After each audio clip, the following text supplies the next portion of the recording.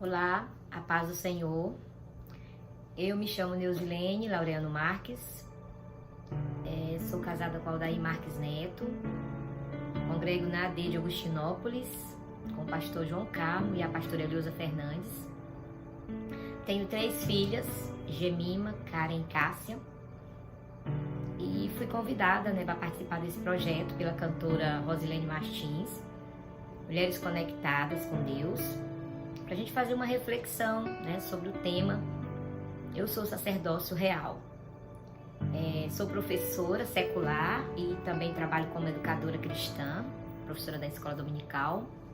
Sou professora do Seminário Teológico Adonai, seminário da nossa convenção, seminário que tem a nossa marca.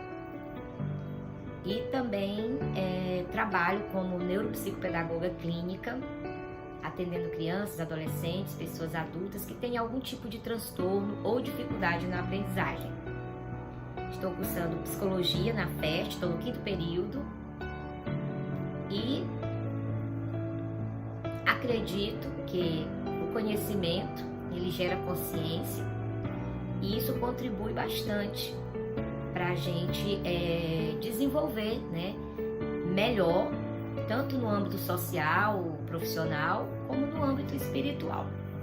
Então, é uma dica muito importante, buscar o conhecimento, como diz a própria palavra, refuta as heresias, refuta a mentira, que a heresia também é uma mentira, refuta tudo aquilo que é contrário aos princípios da palavra de Deus.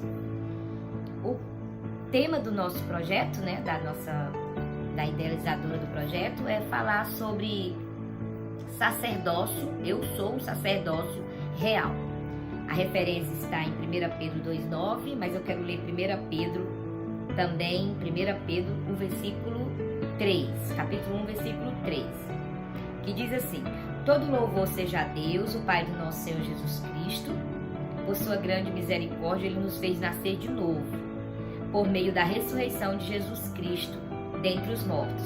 Agora temos uma viva esperança e uma herança imperecível, pura e imaculada, por meio da fé que vocês têm em Deus. O nosso tema é 1 Pedro 1,9, que diz: vocês, porém, são povo escolhido, reino de sacerdotes, nação santa, propriedade exclusiva de Deus. Assim vocês podem mostrar às pessoas como é admirável aquele que os chamou das trevas para a sua maravilhosa luz. Antes vocês não tinham identidade como povo, agora são povo de Deus. Antes não haviam recebido misericórdia, agora receberam misericórdia de Deus.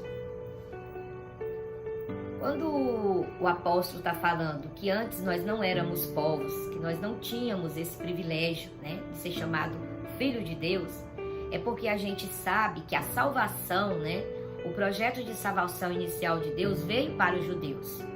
A Bíblia relata até que veio para os que eram seus, mas os seus não receberam. Mas a todos quanto receberam, deu-lhes o poder de serem feitos filhos de Deus. Então Deus, Ele abriu, Ele deu essa oportunidade, que a misericórdia dEle, a graça dEle, o perdão divino dEle, alcançasse os outros povos, gregos, gentios, troianos, todo tipo de pessoa, foi-lhe dada a oportunidade de salvação, de conhecer Deus. E quando a gente pensa nessa expressão sacerdote, o que vem na nossa mente quando a gente pensa na expressão sacerdócio? Sacerdócio é um ofício, vamos dizer assim, é uma missão, é um ministério. No Antigo Testamento, para você ser um sacerdote, você tinha vários rituais, tinha que ter várias características, específicas para se ser um sacerdote. Quem era o sacerdote?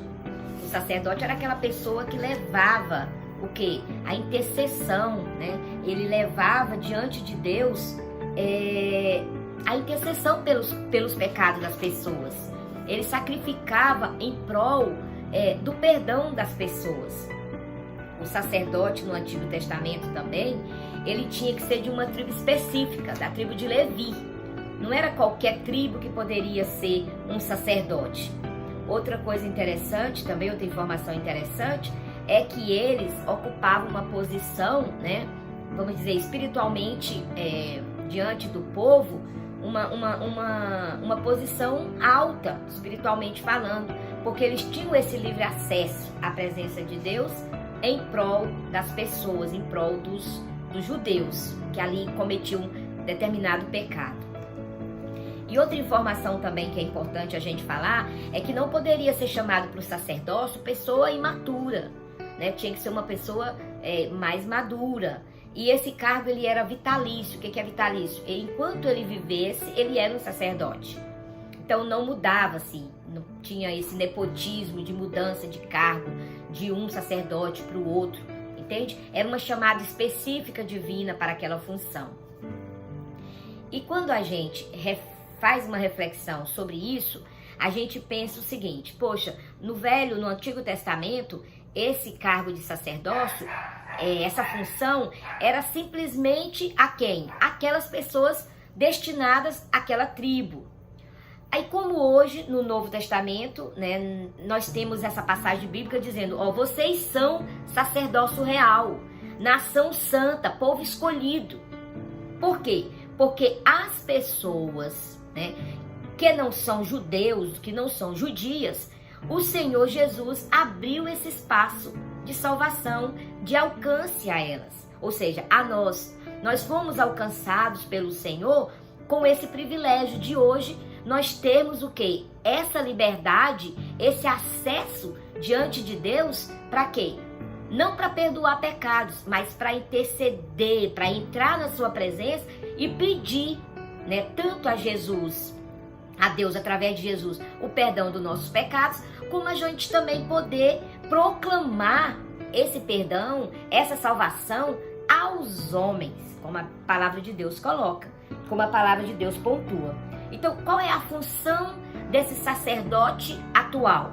É o quê? É entrar na presença de Deus. O Salmos 95, versículo 2 diz: vamos à presença dele com ações de graça. Outrora, só o sacerdote tinha essa oportunidade, esse privilégio. Hoje nós temos livre-arbítrio para acessarmos a presença do Senhor. Então, vamos à presença dele, né? Alegrei-me quando me disseram, vamos à casa do Senhor. Para quê? Por quê? Porque lá nós vamos ter acesso. Você vai ter o quê? Liberdade para você acessar a presença do Todo-Poderoso. E outra questão interessante é que nós vamos tentar, através dessa nossa responsabilidade, desse nosso ofício como sacerdote real, hoje na terra, que fomos alcançados pelo grande amor de Deus, é levar o evangelho a outras pessoas, é proclamar essa salvação de Deus a outras pessoas, né?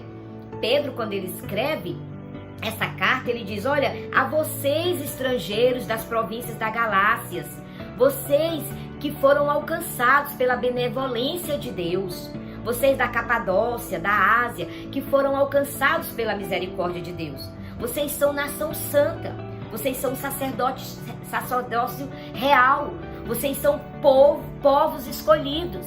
Para quê? Para que vocês anunciem, para que vocês proclamem, para que vocês falem as admiráveis obras, né, daquele que vos chamou das trevas para a sua maravilhosa luz. E aí, como mulheres cristãs, né, com esse privilégio hoje que nós recebemos pela fé, cremos pela fé, fizemos a nossa decisão pela fé na pessoa de Cristo, com esse privilégio que a gente tem de ser um sacerdócio real, né? Fazer parte de uma nação santa do Senhor, qual que é as atribuições ou que tipo de responsabilidades nós temos? A nossa responsabilidade, o nosso compromisso, ele é, vamos dizer assim, ele é importantíssimo, ele é fundamental. Para quê? Para que a gente não brinque com essa oportunidade, para que a gente não banalize essa graça, para que a gente não, vamos dizer assim, para que a gente não esqueça dessas bênçãos espirituais do Senhor que nos alcançou. E aproveitemos isso, aproveitemos esse privilégio de receber esse título, né? Como tem outros títulos como cristão que nós temos, embaixadores do Senhor na terra, como somos também chamados de sal da terra, luz do mundo, né? Talvez alguém pense, poxa, mas é muito legal ser a luz do mundo, ser o sal da terra. Sim, pode até ser considerado legal, mas implica uma responsabilidade considerável. O que eu estou fazendo como representante de Deus na terra? O que eu estou fazendo no meu ambiente de trabalho? O que eu estou fazendo no meu ambiente de estudo? Que marcas do cristianismo, do novo nascimento eu tenho demonstrado, eu tenho mostrado, eu tenho transmitido às pessoas que estão envolvidas ou envoltas, né, que estão próximas à minha pessoa. Então, eu gostaria que a gente refletisse sobre isso. É um privilégio fazer parte da nação santa, ser sal da terra, ser o sacerdócio real? Sim, super, hiper, mega, um excelente privilégio.